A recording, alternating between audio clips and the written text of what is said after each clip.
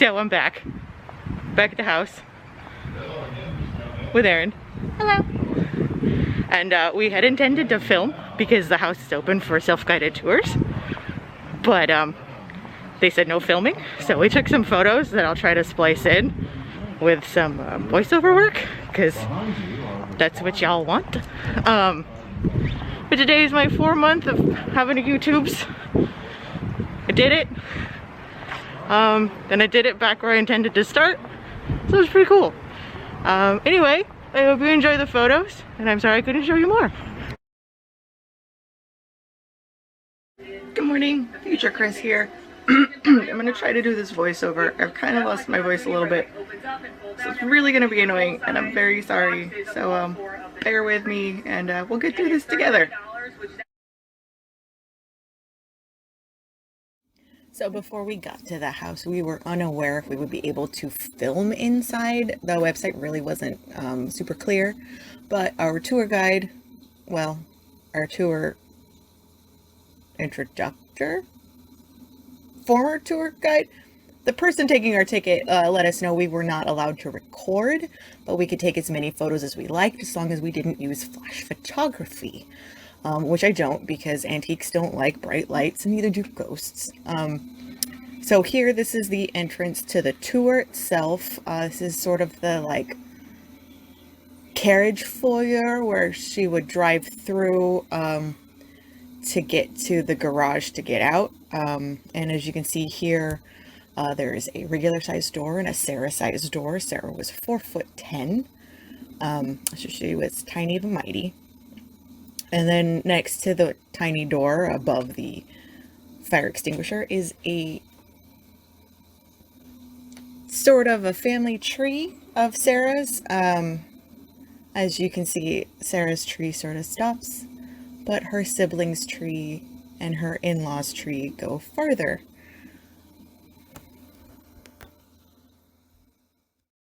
And here we have I believe it's just a replica of a carriage Sarah would have owned. I don't believe it's her actual carriage. If they do still have one, it's the one that's out in the garage or on display somewhere else on the grounds. But the carriage would pull all the way through, and Sarah would get out and go about her business. As you can see, and from earlier, I went on this tour with my good friend Erin, and we are looking down into the hallway that will take us into the hayloft.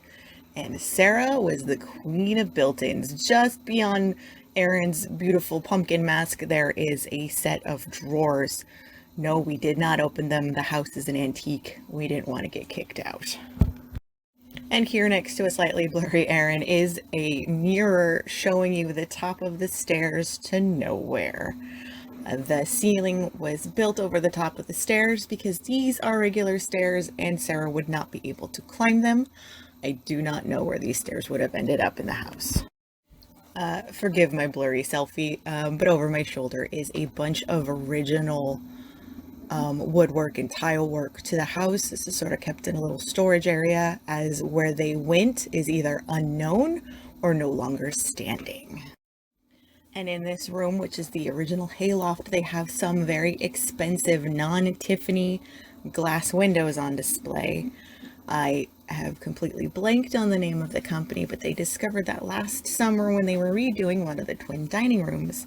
The spiderweb window in the middle is said to have been Sarah's favorite, as it may have been designed by herself. It has 13 orbs in a spiderweb pattern. The windows off to the right of the screen actually play a little history of Sarah and how she came to San Jose in those little whited out windows there. It's pretty cool.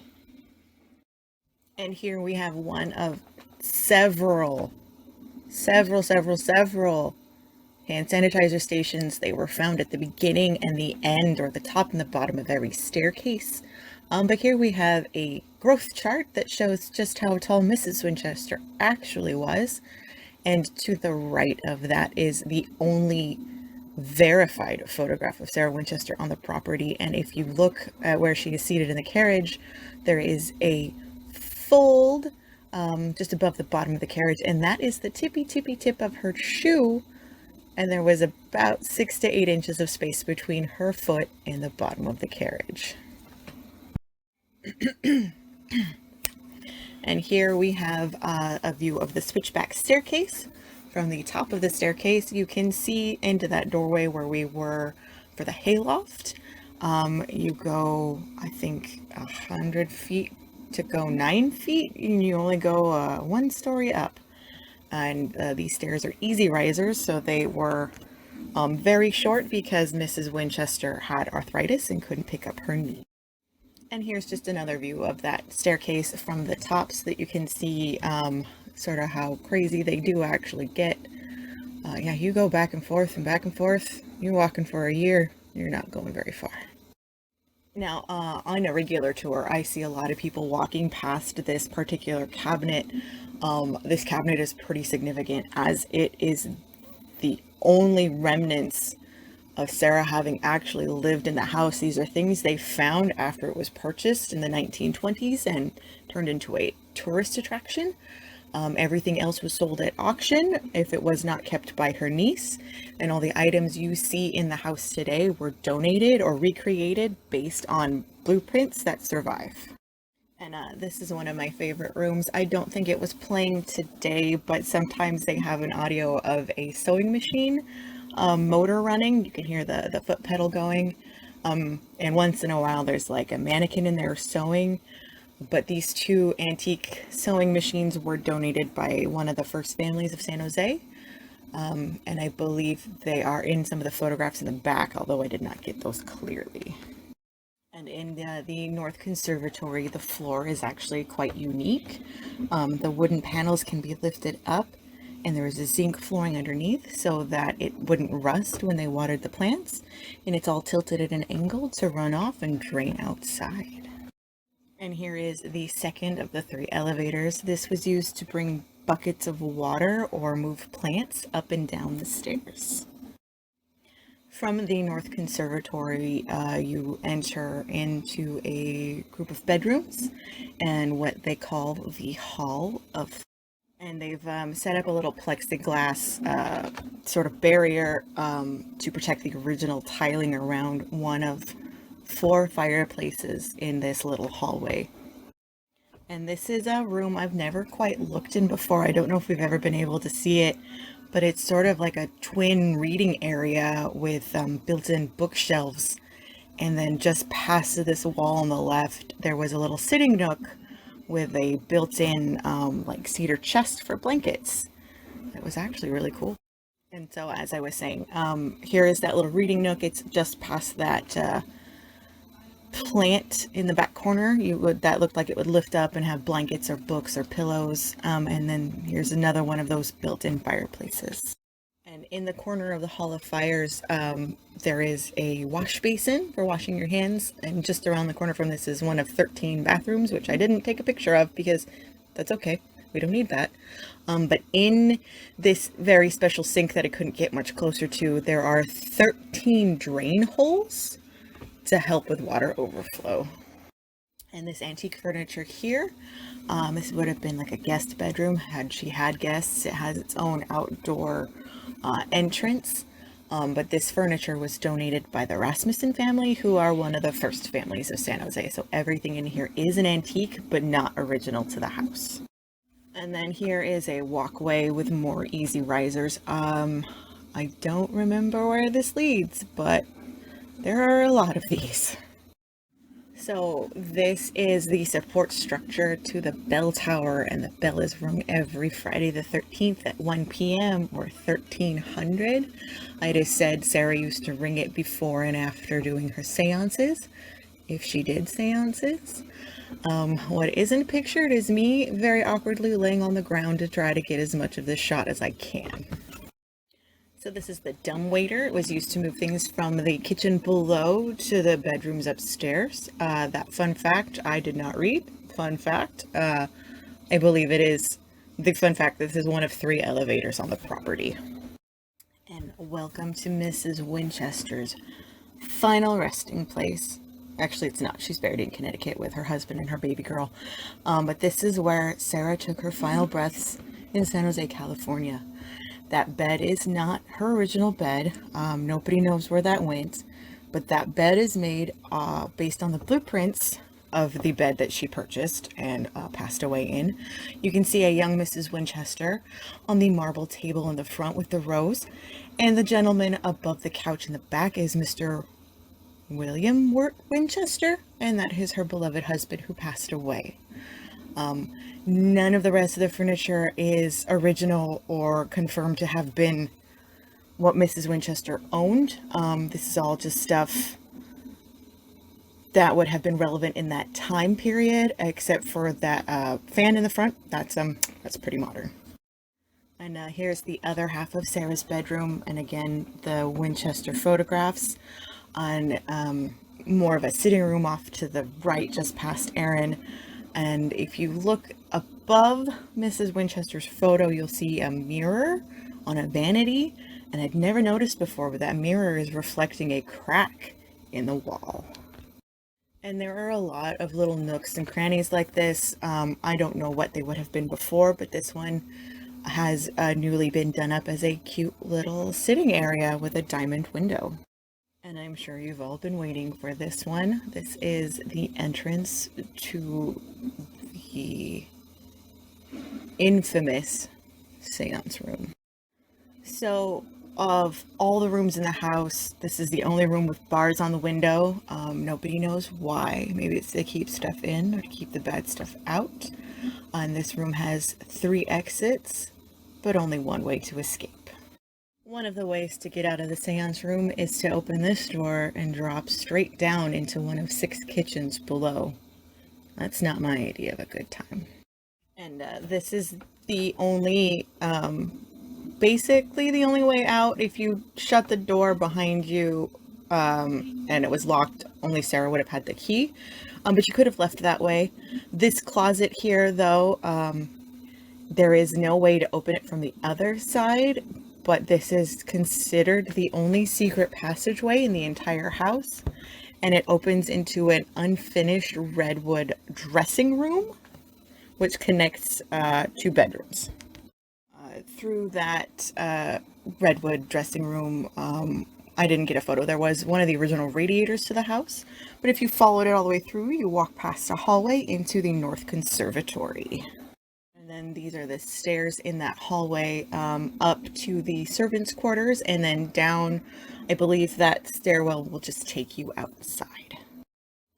And I apologize for the blur on this photo. It was really dark in the house. There's not a whole lot of external lighting. But this is the entrance to Marion's suite, and Marion, or Daisy as she was sometimes referred to, was the niece of Mrs. Winchester who lived with her and Marion's husband on the property. And this is farther into Marion's suite, and that door in the back corner is to a bathroom with a toilet, and Erin and I had never seen that door open before, but something looks like it's been plugged in there. So we as you can see, there's a rope. We couldn't go in and explore, but that lace curtain there, those doors open out onto the North Conservatory. And this skylight opens up to the sidewalk below. I believe you're walking past the aviary. And this is the South Conservatory. And here's what the South Conservatory may have looked like while Sarah and her family lived here. This would have been Marion's section of the house, because her bedroom and her husband's bedroom were right off of the front of this, but Marion could also walk through her bedroom into the North Conservatory. I wasn't kidding. I told you it was the South Conservatory. Now, this is one of my favorite areas of the house, and Mrs. Winchester was the absolute, undeniable queen of built-ins. This room held enough linen at the time of her passing that she could have opened a tiny, well, maybe not even tiny, like a moderate fabric store in San Jose, California. And these built-ins are not the cedar they look. She had her workers paint them by hand with a feather because they are actually redwood. And in that same linen area is a little like a reading nook. Beyond that lace curtain, they said it's just an unfinished room. But I guess this is where you would have done some hand sewing or some reading. There's actually really good sunlight in this room. And here is the other side of that linen room. And this is an area of the house we've never seen before. This is another, like they have an original light fixture in there still. They have more built-ins that we hadn't seen. And then this antique sewing machine we had seen because they had it propped somewhere else. And this is another one of the Rasmussen family members' antiques. And this is the god of the north wind. He is part of a gas lamp, I think he's still left over. And these doors probably only open into the rest of the house. So this is coming around the corner to the previously blocked off wing of the house. This wing was blocked off in 1906 after the earthquake, whether by Sarah feeling the spirits told her to stop, or the repair and renovation just being too costly that she didn't want to deal with it and she decided to just move on. This hallway is seen in the Winchester movie with the doors that sort of like expand and breathe, sort of reminiscent of the Haunted Mansion hallway. And now we're going into what they call the oldest bedroom. I don't know if that's this whole area here as it was a bedroom or if it was another living area. But in here they have pictures and displays of original pieces of the house they found and the damage to the house and surrounding San Jose area due to the 1906. And as you can see here, a lot of this is still the unfinished, unfixed redwood infrastructure. Yep, I don't know my carpentry terms. Sorry, guys. Here's another door that doesn't go anywhere. I believe there are steps there, but I couldn't tell you where in the house that is. Also, don't lean against these walls. Redwood splinters suck. And then here's some more of the artifacts, like the original tile and some light fixtures. That trunk in the back there is a prop left over from a Halloween, so it's not original to the house.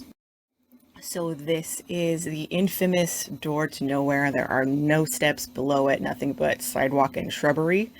The last time Erin and I were here, that door was closed. Also, I didn't lose Erin, they're still with me.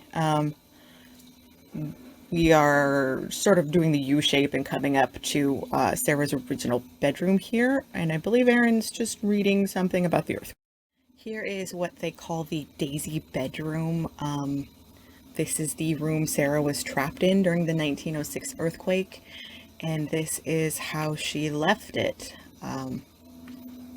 Straight ahead is a mirrored mantelpiece that still stands, but as you can see all the way through it. The fireplace it was attached to is no longer standing. And then here are some more of those fancy windows in the daisy pattern, which is why they gave this the daisy bedroom moniker. See, I told you, it's the daisy bedroom. I'm not lying. I ain't kidding. But off to the right here on that door, sort of above the doorknob, maybe about a foot, you can see a divot, and it is said that that divot is where they used the crowbar to pry the door open after Sarah was trapped in here for several hours. And then here's more of the daisy windows. We believe this area may have been a bathroom, but these are the windows you'd see from the front facing Winchester Boulevard and the gardens or the front yard below. And more of the damage from the earthquake. I believe these floor panels were probably lifted up and used elsewhere in the house, but there is another fireplace that remains untouched, but the chimney it is attached to is no longer standing. So this is sort of my favorite gag, I guess, in the whole house. Is the most expensive window. It cost her $1,500, which is a whole day of work for Sarah, next to the least expensive house, and I believe that was like 32 cents.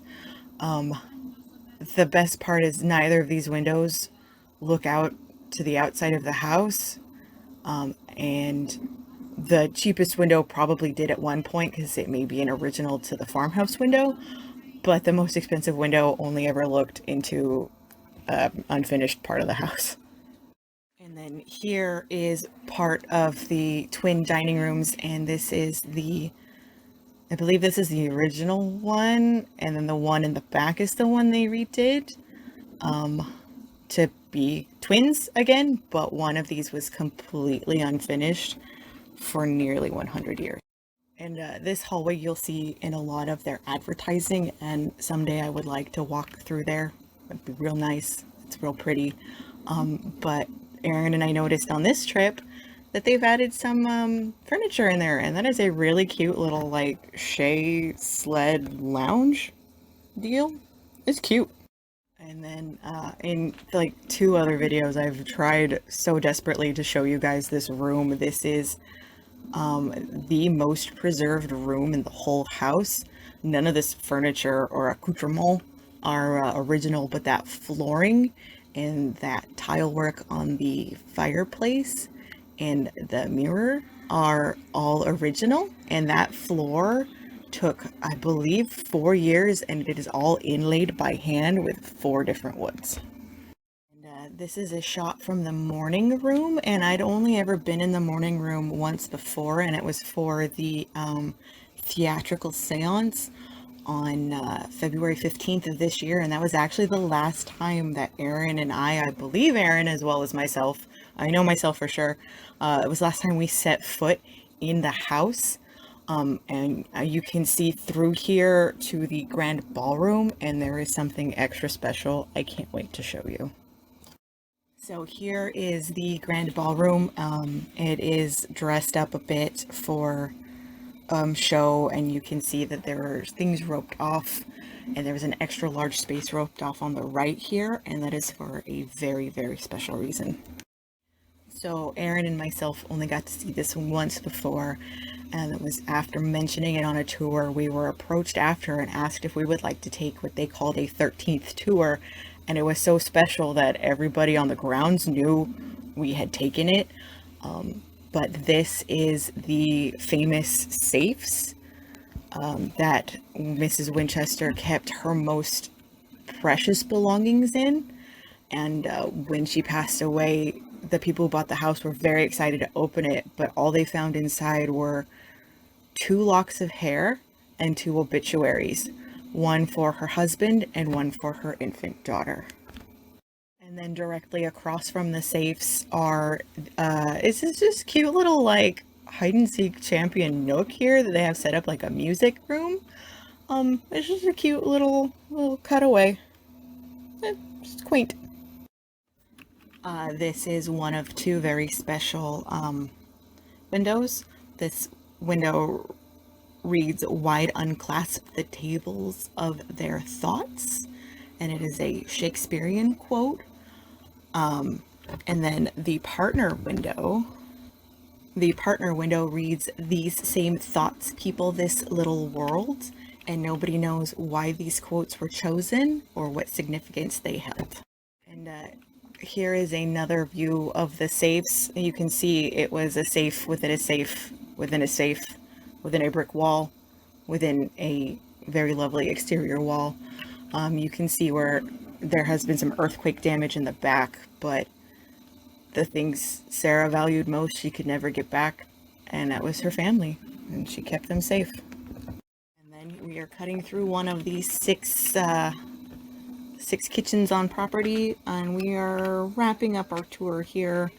We're coming to the very end. I think there's like 4 rooms left, but I believe this may have been the original farmhouse kitchen based on where it is located to the original farmhouse steps. Hey, look at that. I was right. I didn't even realize I took a picture of that. So here's the original farmhouse kitchen, just as it was-ish when Sarah purchased that 8-room farmhouse. And Erin found this most mesmerizing spiderweb orb window. I believe I'd seen this window once before, but we'd never seen it lit up like this. Okay.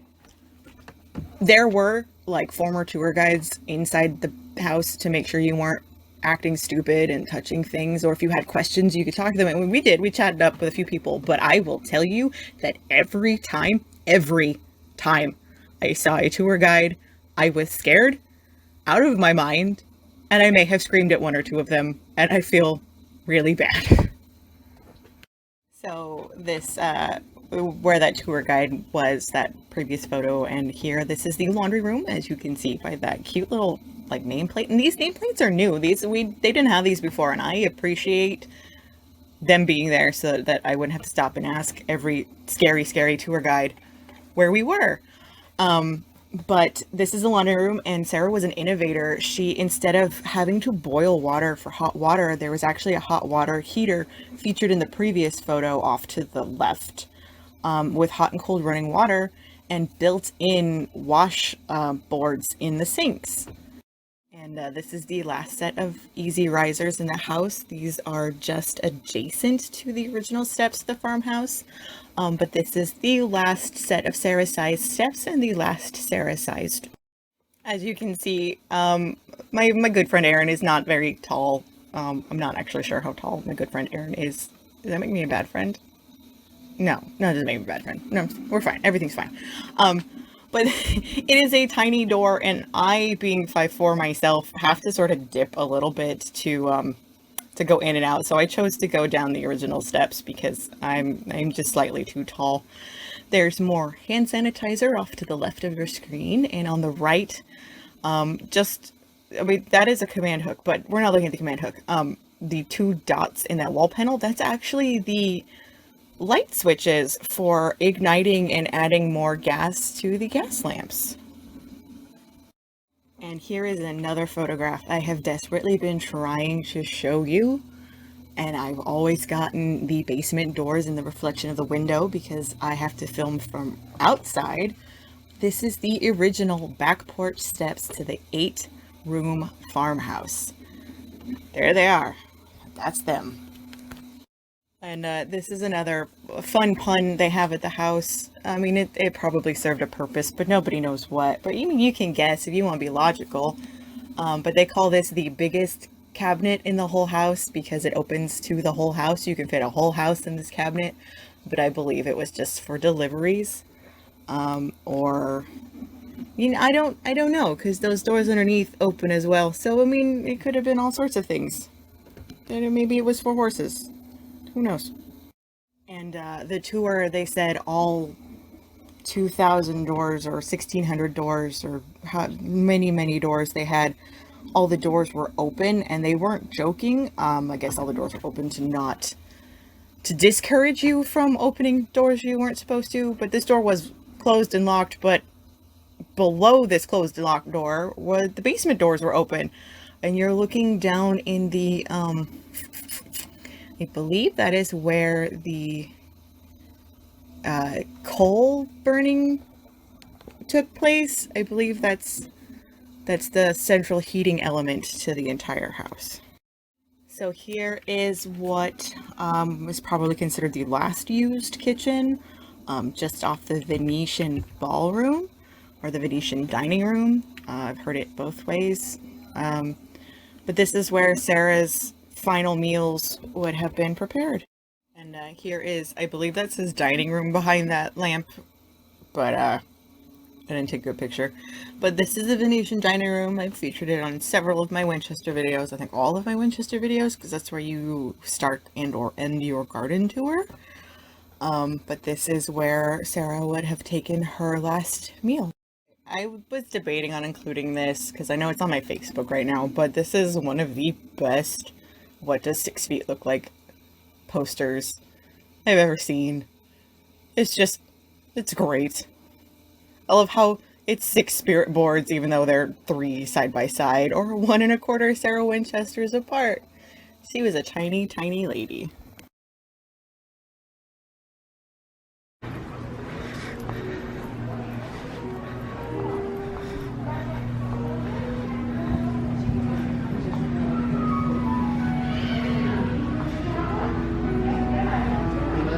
You got, Erin? I got a little purse. It's a very cute little purse.